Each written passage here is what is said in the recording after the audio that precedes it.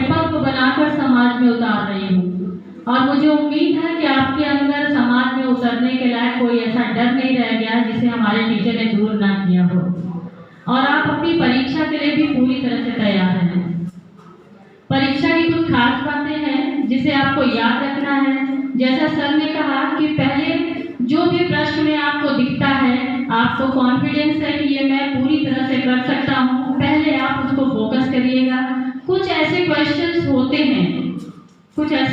होते हैं जिन्हें पढ़ने के बाद अगर आप संशय में हैं कि हाफ आपको याद है और हाफ नहीं याद है, तो उसको आप समय लेकर करिएगा, लेकिन कोई भी क्वेश्चन आप छोड़िएगा नहीं, क्योंकि कॉपी चेक करने वाला सबसे पहला ये देखता है कि कितनी स्पष्टता से लिखा गया है, कितने सीरियल से लिखा गया है और कंप्लीट है कि नहीं है।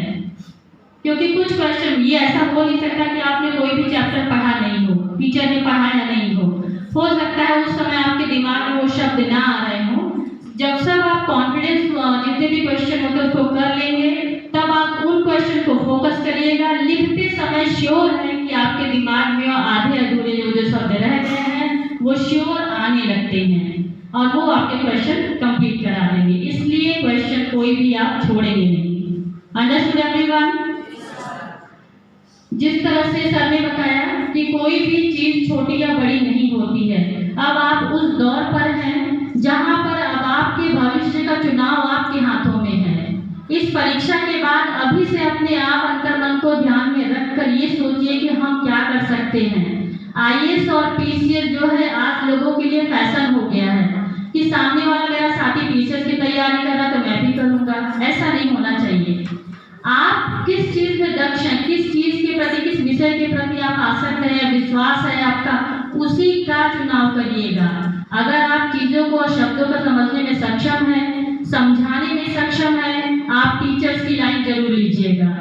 अगर आप टेक्निकल माइंड हैं, आपको लगता है कि मैं टेक्निकल ज्यादा बेटर कर पाता हूँ, समझ पाता हूँ, इस पर रिस्पॉन्स दे पाऊंगा, तो आप उस रूट को ही अपनाइएगा। अगर कोई व्यवसाय करना चाहते हैं तो जरूरी नहीं है कि आप विषयों के दक्ष रहें, अनुभव भी कोई चीज होती है।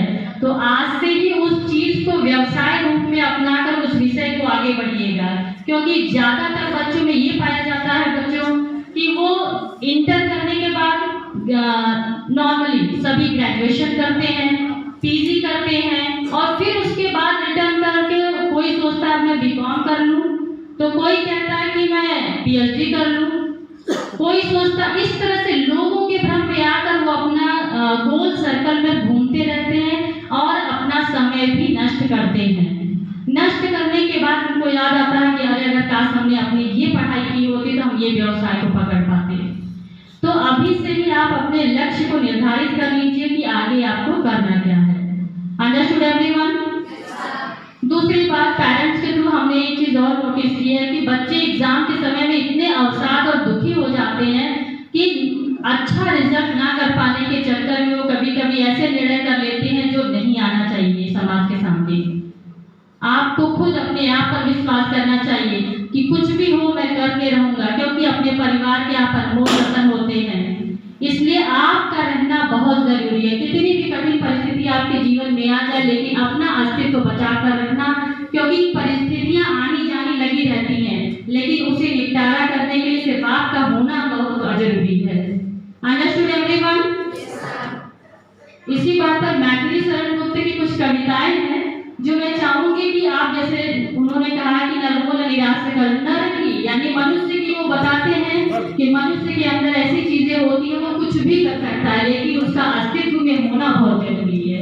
इसलिए आप कितने भी दुखी होइए, अपना अस्तित्व समाप्त करने की कभी कोशिश मत करिएगा। कुछ पंक्तियां हैं, कहा जाता है लगी थी आग घर में तो बचा ही क्या, लगी थी आग घर में तो बचा ही क्या, बच गया मैं तो फिर जला ही क्या। इसका ये बात है, बहुत बड़ी बात है इसमें कि इंसान अगर जीवित रहे तो कोई भी लक्ष्य को प्राप्त कर लेता है। किसी भी विषम परिस्थिति में अगर आप हैं तो सिर्फ ये याद रखिए कि मेरा होना ही इस देश के लिए उत्तम है। किसी और के बारे में मत सोचिए, सिर्फ अपने बारे में सोचिए, बाकी सब अपने आप अच्छा हो जाएगा। Understood everyone? Thanks for the